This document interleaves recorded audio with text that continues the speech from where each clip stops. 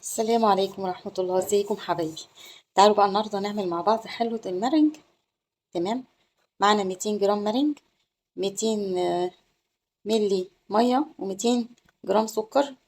ده أول مرة، يعني أول مرة هنضيف السكر، وبعدين 200 جرام. أول ما يدوب الأولانيين هنضيف 200 جرام تانيين سكر. تمام، يبقى 200 جرام مرنج، 200 ملي مية، 200 جرام سكر أول إضافة، و200 جرام كمان سكر تاني إضافة. حطينا بقى المية بتاعتنا وده المارينج، هنضربهم بقى مع بعض كده.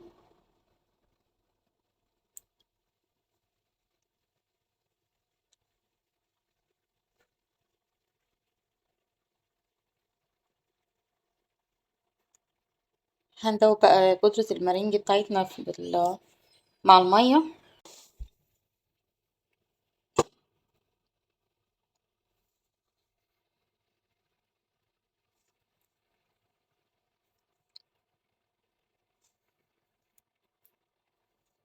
ابتدى بقى المارينج بتاعتنا تدوب.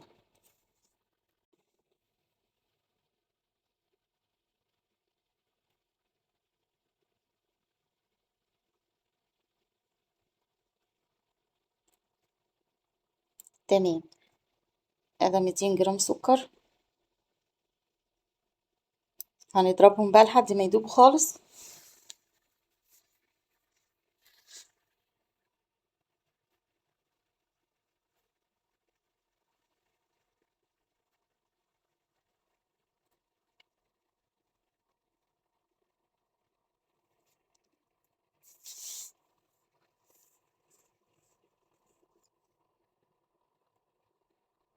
يبقى انت بقى معاكي 200 جرام مارينج، تمام، مع 200 ملي مية.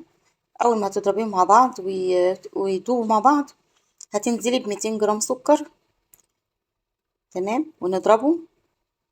اول ما نحس ان السكر داب خلاص، هننزل بال 200 جرام سكر التانيين، ونضرب برضو لحد ما نحس ان السكر داب خالص.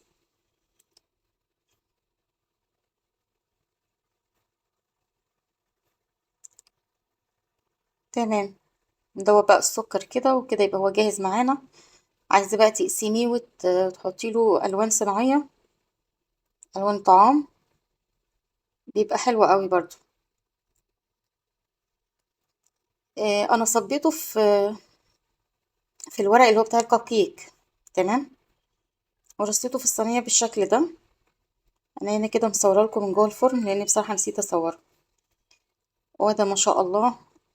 وطبعا الفرن بتاعنا سخن، واول ما بندخل المارينج بتاعنا نحطه كده على الشبكة في النص، ونوطي النار خالص. تمام، بياخد بقى يعني ساعة، ساعة وربع، ساعة وتلت. ما تقلقيش، طالما النار هادية سيبيه براحته، ياخد راحته خالص في السوا يعني. وده ما شاء الله، أجمل حلوى للأطفال، وسهلة وبسيطة.